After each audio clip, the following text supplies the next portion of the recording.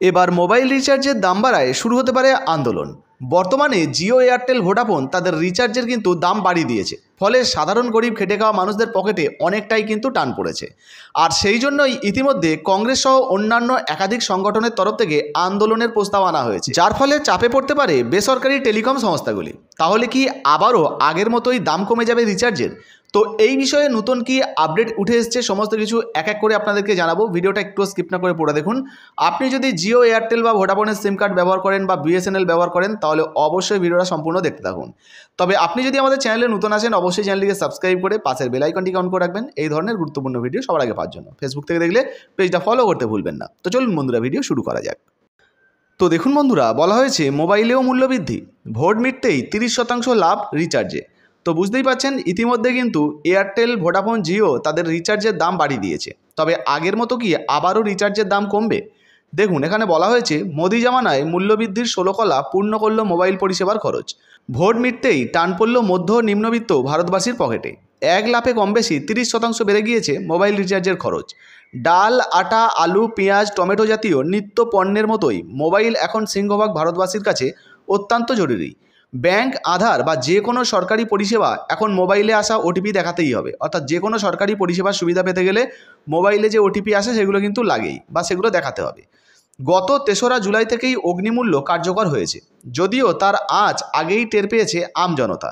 সেই নিয়ে ক্ষোভও বাড়ছে রাজ্যে রাজ্যে। আর এইসবের মধ্যেই আরও একটি তথ্য আগুনে ঘি ঢালছে।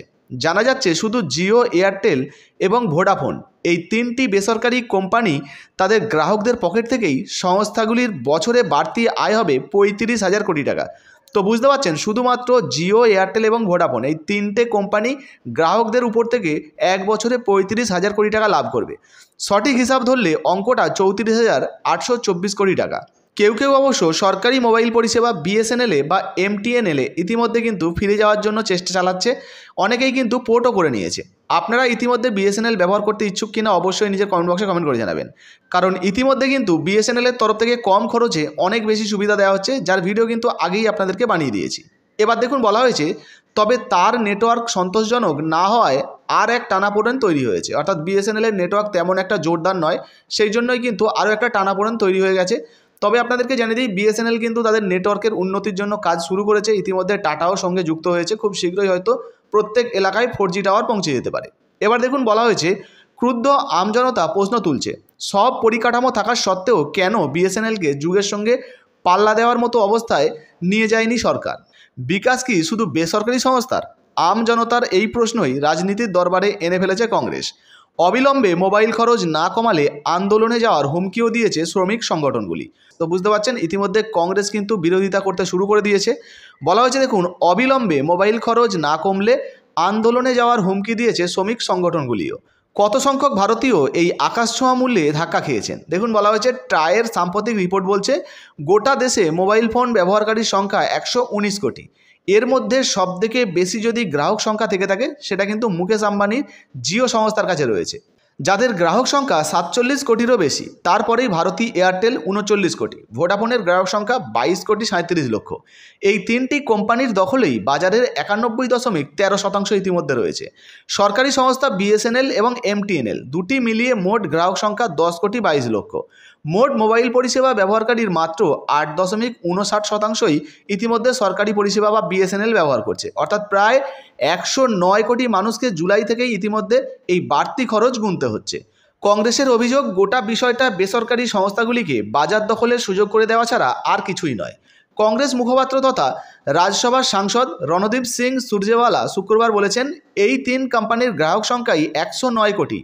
এর মধ্যে নানা প্ল্যানে জিও খরচ বাড়িয়েছে 12 থেকে 27%, এয়ারটেল 11 থেকে 21% খরচ বাড়িয়েছে, আর ভোডাফোন 10 থেকে 24% ইতিমধ্যে কিন্তু খরচ বাড়িয়ে দিয়েছে। ফলে ইতিমধ্যে জিওর যে সমস্ত সিম ব্যবহারকারীরা রয়েছে, দেখুন বলা হয়েছে জিও সিম ব্যবহারকারীদের মাসে গড়ে খরচ বাড়ছে 30 টাকা 51 পয়সা, এয়ারটেলের 22 টাকা 88 পয়সা, ভোডাফোনের 24 টাকা 40 পয়সা। এই বর্ধিত অর্থ থেকে স্বাভাবিকভাবেই রাজস্ব পাবে নরেন্দ্র মোদীর নেতৃত্বাধীন এনডিএ সরকার। সেই জন্যই কি এই নীরবতা? সূর্যওয়ালার প্রশ্ন। বিজেপি কি 3 কোম্পানিকে বলে দিয়েছে ভোটের আগে নয়, নির্বাচন মিটলে যেন খরচ বাড়ানো হয়, না হলে নেতিবাচক প্রভাব পড়বে? 109 কোটি গ্রাহকের পকেট থেকে বছরে অতিরিক্ত 34,824 কোটি টাকা ইতিমধ্যে চলে যাওয়ার জবাব দিতে হবে প্রধানমন্ত্রীকেই। তো বুঝতেই পারছেন ইতিমধ্যে কংগ্রেসের তরফ থেকে কিন্তু বিরোধিতা করা হচ্ছে, অভিযোগ তোলা হচ্ছে।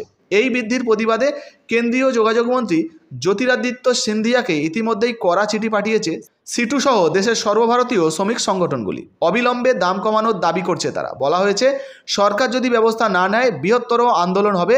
টায়ের রিপোর্ট তুলে ধরে মন্ত্রীকে লেখা চিঠিতে অভিযোগ করা হয়েছে। বিএসএনএলের 4G টাওয়ার এবং 5Gতেও আপগ্রেডেশনের ব্যাপারে উদ্যোগ নিচ্ছে না কেন্দ্র।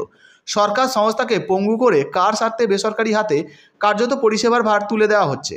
তো বুঝতেই পারছেন ইতিমধ্যে কিন্তু এই যে মোবাইলের রিচার্জের দাম বেড়েছে সেই জন্য কিন্তু আন্দোলন শুরু করার একটা সম্ভাবনা রয়েছে, যেখানে কংগ্রেস কিন্তু অভিযোগ করেছে এবং শ্রমিক যে সমস্ত সংগঠনগুলো রয়েছে তারাও কিন্তু আন্দোলন করার কথা বলছে। ফলে ইতিমধ্যে বেসরকারি যে সমস্ত কোম্পানিগুলো রয়েছে তারা কিন্তু চাপে পড়তে পারে। যদি এই আন্দোলনের ফলে ইতিমধ্যে রিচার্জের দাম কমে সেক্ষেত্রে কিন্তু সেটাও ভিডিওর মাধ্যমে আপনাদেরকে জানাবো। তবে এই বিষয়ে আপনাদের যদি নিজস্ব কোনো মন্তব্য বা মতামত থাকে অবশ্যই লিখে জানাতে ভুলবেন না। তাছাড়া আপনাদেরকে জানিয়ে দিই ইতিমধ্যে কিন্তু বিএসএনএল আরও ভালো পরিষেবা দেওয়ার জন্য মাঠে নেমে পড়েছে। প্রায় 10,000 4G টাওয়ার কিন্তু ইতিমধ্যে বসানো শুরু হয়ে গেছে বা বসানো হয়ে গেছে। আরও প্রচুর টাওয়ার কিন্তু দেশের প্রত্যেকটা জায়গায় বসানো হবে এমনই কিন্তু খবর উঠে আসছে। আবারও এই মোবাইল রিচার্জ সম্বন্ধে যদি নতুন কোনো আপডেট আছে সেটাও কিন্তু আপনাদেরকে জানাবো। এই ধরনের ভিডিও পেতে এখনও পর্যন্ত চ্যানেলটাকে যদি সাবস্ক্রাইব না করে রাখেন তাহলে অবশ্যই সাবস্ক্রাইব করে রাখবেন। ভিডিও ভালো লাগলে ভিডিওতে একটি লাইক দিয়ে ভিডিওটা ফেসবুকে হোয়াটসঅ্যাপে বেশি বেশি করে শেয়ার করবেন। ধন্যবাদ।